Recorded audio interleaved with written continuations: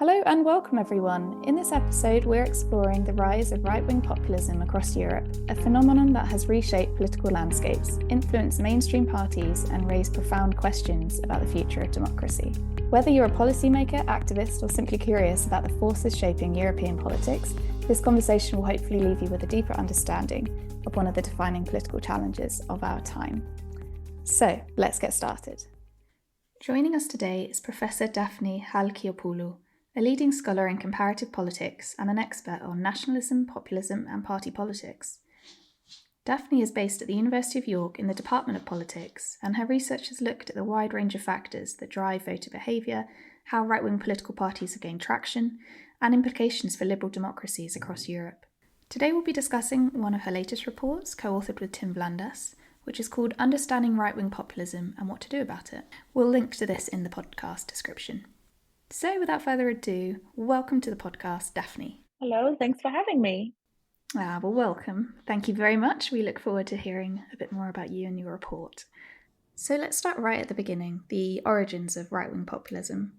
What do you see as the key historical and social conditions that enabled the rise of right-wing populism and the success of political parties across Europe in the last decade? Right. So I think let me start. I'd like to make 2 points here. But the first one is I know the report, we term this phenomenon right-wing populist. And I think we do that in order to have a broad perspective and encompass a broad range of parties that, put forward these sort of sovereignty plus nationalism ideologies. But increasingly in my work, I'm inclined to call these parties far right rather than simply right-wing populist, because I think that in a way calling them populist without the far right part normalizes them a bit too much, and that contributes, as I'll discuss a bit later, to their rise. So just a small disclaimer that I will be talking about the far right. With regards to the sort of context within which they rose, again, 2 points here. I think the first one is the rise of these parties is not new. So we tend to have this very short-term perspective and see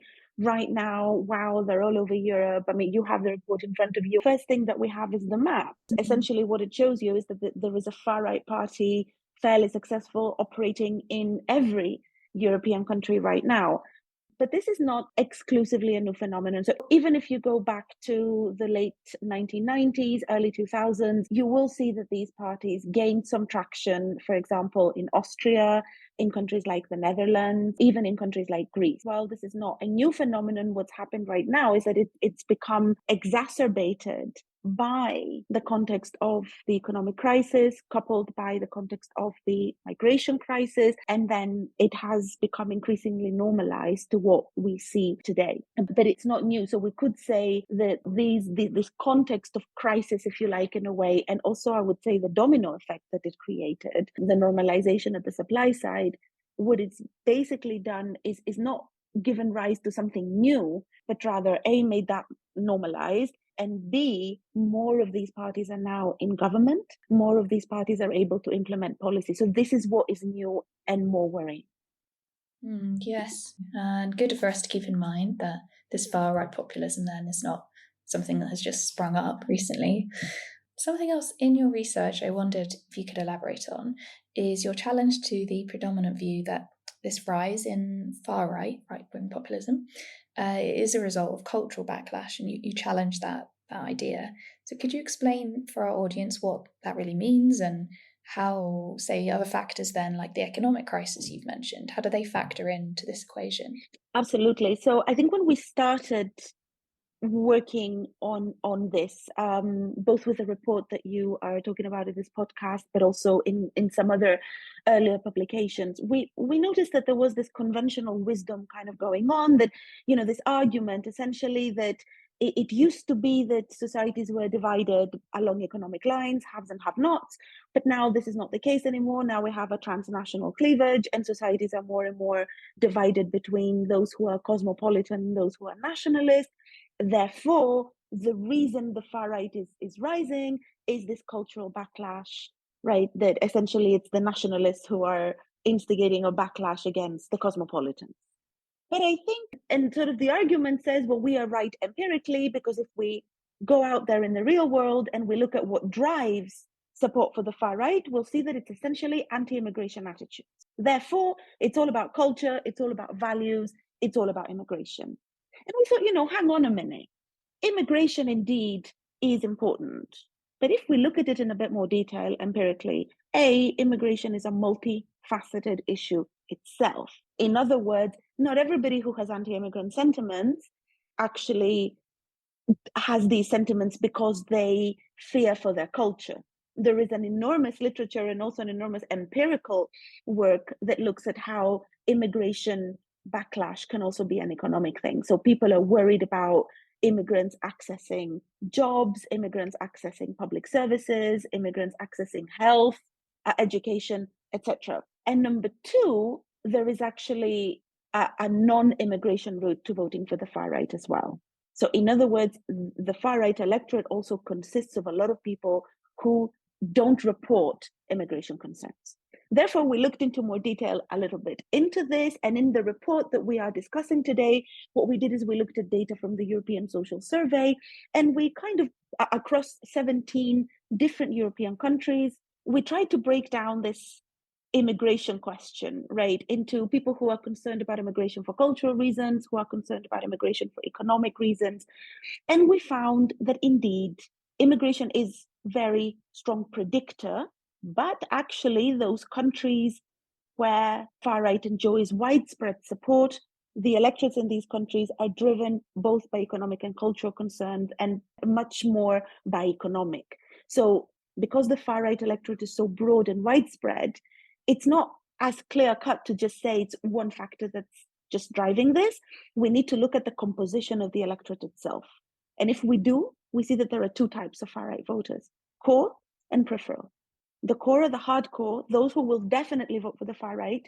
We call them culturalists in the report. They are people who have cultural concerns over immigration, but they're a small number. The larger electorate is driven by material concerns. They're angry at the mainstream. They think that they have been convinced somehow that immigrants are taking away jobs and access to state resources, but they're also not loyal to the far right. So these are mobile voters, right? They have economic concerns. They are not attached to the entire nationalist platform of the far right. In later work that I have then done since the report, we have broken this economically driven electorate a bit more, broken down this economically driven electorate a bit more, and we've looked at, for example, groups in peripheral areas that fear that environmental policies might harm them economically. So people who live in coal country, for example, or people who feel that particular measures against climate change will make them poorer. There are also, in another paper recently that we're working on, we're looking at class decline.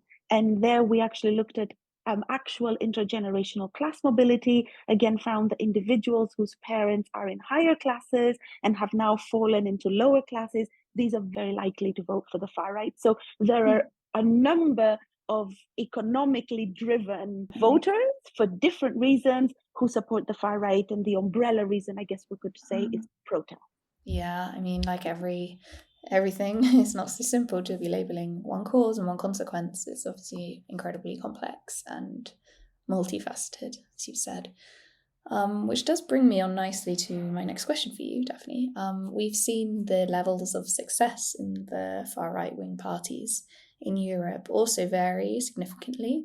And so I wanted to ask you, what are the most striking differences between the regions, say Western, Eastern, Southern Europe, and how have local contexts shaped the outcomes and success of these parties? This is a really important question, and I think that before answering it, I should just put in one line about why it is important, right? And so I guess as comparativists, and as for your audience, what people are interested in is the extent to which this is a broad generalizable phenomenon, right? And this is why we're concerned that Donald Trump won the US election. This is why we are concerned that similar movements may be rising also in Latin America, elsewhere in the world. In order for that to be a broad generalizable phenomenon, it has to also first and foremost be a single phenomenon. I guess when we looked at these parties across many different European contexts, we did find important differences both in the electorates of the parties, but also in what these parties themselves are saying. So I think that, the task is then to say, well, are they all, despite these differences, part of the same broad generalizable phenomenon, or are they actually something different? And I'll let you and your audience decide that, but I'll just briefly discuss what these differences, similarities are, and what potentially the umbrella would be, right? So the main differences that we identified are actually between East and West. In terms of the parties themselves, the overarching one definitional characteristic of a far-right party is that these parties all posit nationalist solutions to all socioeconomic problems. So they have nationalist agendas, putting the nation first and excluding the outgroup from key access to things that the in-group, they say, should have. And what changes a bit is how they define this in-group and this out-group. Is it in ethnic or is it in more civic terms? Now, the parties in Western Europe, if you look around, many of these successful parties are ones that have normalized their narratives and put forward what I call civic normalization strategy. So in other words, you won't be able to find a far-right party in Western Europe that goes out blatantly and says, we are racist, we love Hitler, and we are going to send, people to concentration camps and kill them. These parties, they rarely, hardly exist anymore. And if they do, they're not voted for. They are marginal, probably street movements. Exceptions, you could say, were the Greek Golden Dawn, for example, which rose during the crisis, but now they're in prison for murder and grievous bodily harm. So these kinds of extremist neo-Nazi parties don't exist. Instead, what you get is parties that have modernized and made their civic nationalist narratives by turning liberal democracy on its head. So these parties are saying, we exclude, but we exclude not on the basis of race or ascriptive criteria, but rather we exclude because those intolerant outsiders are here to erode our liberal democratic values. This is why they have these anti-Muslim narratives, for example, right? They portray Muslims as intolerant. They don't like liberal democracy. This makes them much more difficult to tackle. You may recall the AfD's 2017 campaign. If not, I urge you to look it up, where they had, these women, German women dressed in bikinis and saying, well, we are free and we are allowed to wear bikinis, but these intolerant Muslims want us to wear burqas. This way, they get more support from feminists, from liberals, from people who say, well, hang on, it's not that bad to say that we're a liberal democratic country that wants to remain liberal democratic. It's a much more difficult narrative to tackle. Now, in Eastern Europe, it's different. Why? Because Eastern European societies are not so multicultural. So the immigrant narrative, to turn it on this head like this, is more difficult. They're more conservative socially. So these parties follow more ethnic nationalist narratives, and they combine them with targeting domestic minorities, for example, LGBTQ communities, Roma communities, etc. So you'll see very different narratives in how they frame this way. Then we see some differences as well with Southern Europe, for example, countries like Greece, which remain a bit ethnic nationalist, but also have very, very strong left-right divides and very, very strong economic crisis. So the parties there retained a very powerful economic narrative. Is it the same phenomenon? I would say yes, in as much as we can determine that all these parties from these different regions that I talked about actually do propose nationalist solutions to all socioeconomic problems. As long as we can prove this, then they are part of the same phenomenon.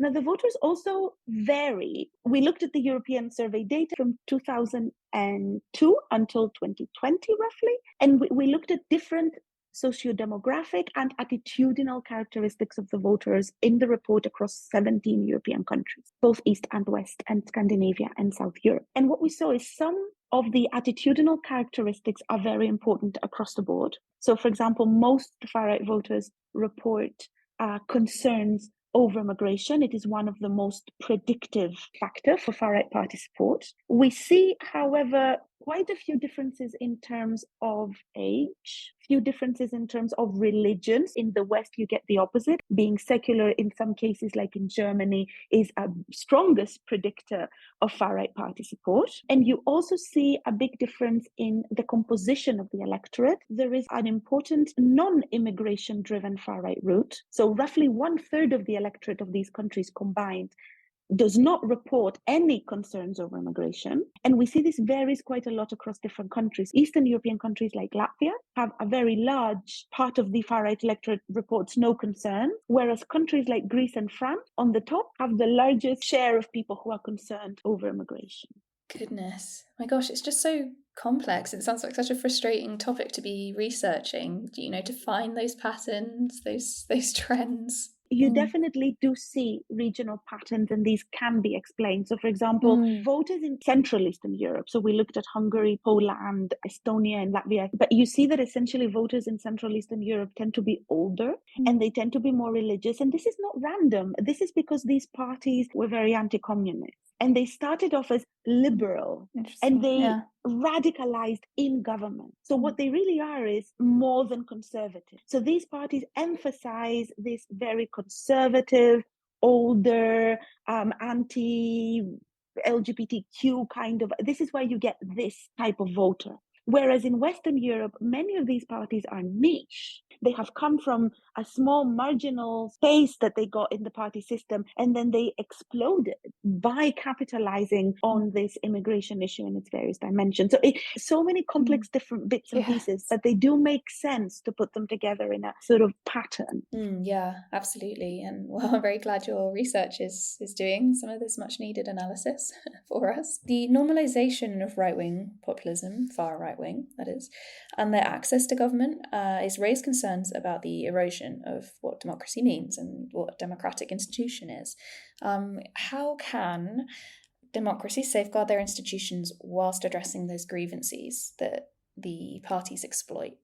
Right. This is the $1 million question, I think. And as academics, we tend to identify the problems, but propose solutions based on that. But it's always much more difficult in practice. Let me try to answer this question by very briefly extrapolating kind of what I've argued so far. The picture that I've tried to put forward is that the rise of the far right is not simply just a question of, we had too much immigration, and these parties are, pointing out to a serious problem solely and exclusively regarding immigration. And therefore, if we copy immigration, we're going to reach a solution. This is kind of the idea you get. And I'm trying to say this is not the right approach at all. The picture I'm putting forward says, actually, this is a much more complex problem. At the demand side level, the level of the voters, what we have is a broad range of discontent groups. People who are discontent because they fear that their economic status is declining, people who are discontent because they fear that they're not as well off as they were, people who don't have proper access to health, to housing, people who fear that they are being discriminated against by a range of different policies. However, this is not the only answer, right? Because you tell me one society that has not had its discontent, yet not all societies have the far right. Not all societies have democracies that are crumbling. So there is an agency question. It's not simply about the discontent, but it's what we do as actors to address this discontent. This is both good and bad news for democracy. On the positive side, it suggests that we have agency. Therefore, the far right is not a done deal. It's not just a structural issue. Societies have changed and there's nothing we can do about it. It's all doom and gloom. We just sit down and accept that democracies are crumbling. It's not like that because there is agency. But on the negative side, the problem is that the agency is favoring the far right at the moment. And let me explain. This is the normalization part that I was referring to. The real threat to democracy is not just that these parties are getting a few votes here and there. The real threat is that the competitors in the system, they're giving up and they're saying, well, you know what, in order to defeat the far right, we have to become the far right. We have to copy their anti-immigration policies. We have to accept them in our governments. We have to let them play a part in our coalitions. Therefore, we have to normalize them. If you look at the recent US election, the Democrat campaign was very much against this value idea that Trump is a threat to our democracy, and they didn't care.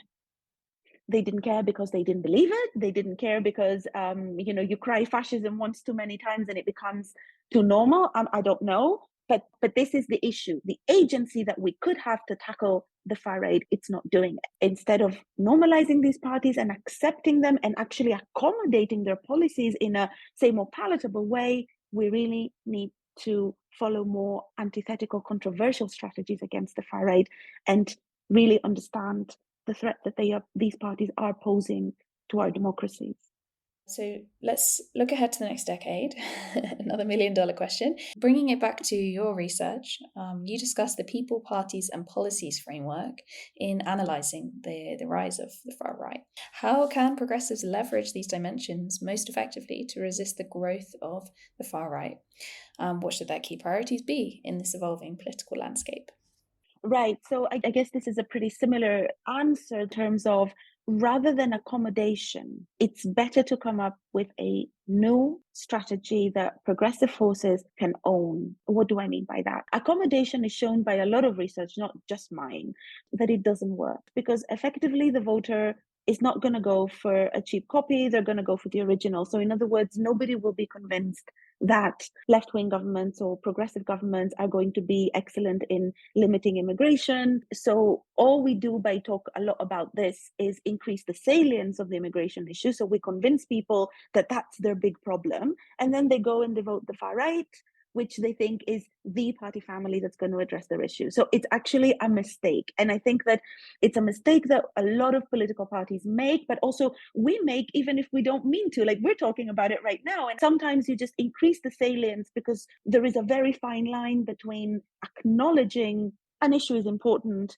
and actually exacerbating the issue yourself. I'm not saying that immigration should be treated as completely irrelevant, but I think that progressive forces need to identify their very own issue. And there is plenty in the electorate of people that have significant concerns over material issues that need answers for these issues. One is housing. This is an issue that's going to come up more and more in the future because there's a scarcity of housing. People feel that they cannot afford to pay rent. And so what the far right is doing is try to portray this as an immigration problem. Oh yeah, it's immigrants and refugees who are coming in and taking it. This is not the case. There's an array of reasons. So I think progressives can focus on proper, good access to housing. Another issue is public services. People's everyday life depends on how they can take the train to go to work, on how they can have a proper property that they're renting or that they can buy that is decent, on how they can have heating in their house without paying literally 60% of their salary. There is a lot of emphasis on issues that these progressive parties can convince that they have an agenda to address and take away the emphasis, that the scapegoating of immigrants on this issue. Yeah, I think that's a really great point. I mean, a pretty live one here where I'm based in Barcelona in terms of the housing as well.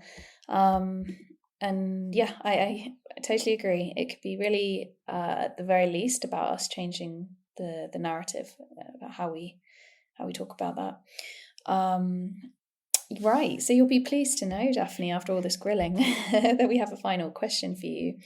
To link it back to our EU Values Network, which is a network that focuses on promoting shared European values like democracy, equality, and social justice.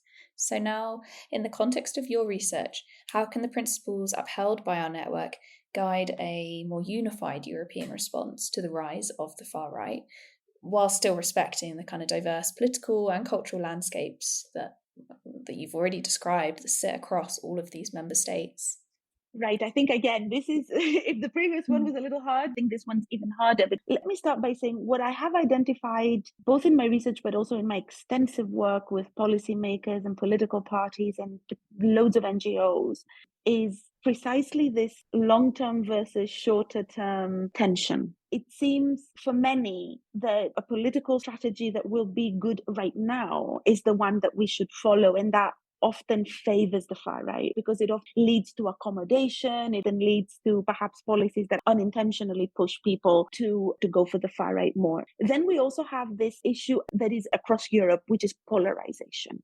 We are becoming increasingly more polarized along everything, even along left-right lines. For the left, it's always very easy to say, I hate the far right. But sometimes it's not because it's far, but because it's right, as in right wing. Similarly, for the right wing, it's sometimes more difficult to put forward a response that is very antithetical to the far right because, yeah, they may be far, but they are right wing. So, and as I said in the beginning, with these calling them right-wing populists, the more we call them right-wing populists and the more we accept them in the more mainstream part of the political system, the more difficult it is to reject them. This means there is not a unified response at the EU level, nor in the member state level, because there is a huge variation in the degree to which political parties and actors accept the extent to which these parties are far right. What exactly is the threat to democracy that we are talking about? Wherever you come from the political spectrum, we need to understand what threat is happening. There is actual erosion of liberal democratic institutions by the far right. We see this in countries like Hungary, and Poland experienced it, and the US is likely to experience it more. What happens when these parties come to government is that they introduce constitutional reforms that gradually erode liberal democratic institutions and are designed to outlast the government of the day. The EU needs to recognize this and do something about it. Another very, very important implication is the attack on education and science. We see this everywhere. Look what's happening. The closure of a variety of departments. The Central European universities is one example. You can also see it in the Netherlands as well. Many of these policies were there from before, but now they've intensified, essentially closing the education system. And also in the UK, this means less expertise. Universities are shrinking, and ultimately this means less freedom in education and what we are learning. These are concrete issues that organizations like yours can foster more to talk about the values of democracy and how to push a unified response. Issues that we solved 40 years ago are back on the table. So the quick answer is we need to look at specific policies that are being targeted and foster a unified response to these that is not just about the interest of one nation state, but a unified response that will address threats to our democracy. Thank you so much, Daphne. Yeah, no worries. And thank you to you, our listener. Thank you very much for tuning in today to this lovely podcast. If you liked what you heard, please leave us a comment somewhere. We're on YouTube, Spotify, Soundcloud, and you can listen to this through our website as well. So until next time, take care, stay informed, and tune in soon.